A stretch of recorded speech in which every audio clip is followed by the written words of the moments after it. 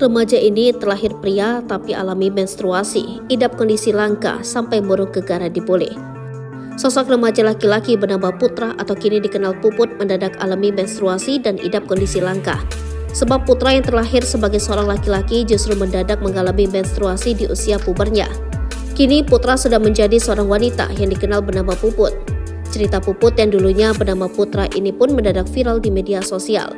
Sebab Puput yang terlahir sebagai seorang laki-laki, Putra mendadak mengalami menstruasi di usia puber.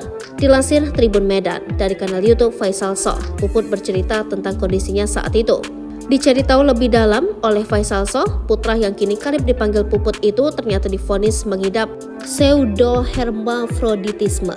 Pseudohermafroditisme adalah kelainan genital yang ambigu atau kondisi di mana seseorang dilahirkan dengan alat kelamin yang tidak jelas antara laki-laki atau perempuan. Kelainan tersebut bisa disebabkan karena kelainan kromosom ataupun perubahan hormon. Terkait kondisi Puput, sang ibu mengurai cerita memilukan. Gara-gara kondisinya yang berbeda dengan anak lainnya, Puput sampai dibully teman sekolah. Puput pun tidak diterima dan diabaikan ayah kandungnya. Kini genap berusia 17 tahun, Puput tampak lebih tenang. Kendati demikian, Puput masih sakit hati dengan hinaan dari orang-orang tentang kondisi langkanya. Diakui Puput, sejak kecil ia merasa seperti seorang laki-laki. Hingga di usia 13 tahun, Puput terkejut karena mengalami menstruasi. Tak cuma itu, Puput juga heran saat mengetahui payudaranya tumbuh. Selang 2 tahun, Puput akhirnya melakukan operasi di rumah sakit terkait alat kelaminnya.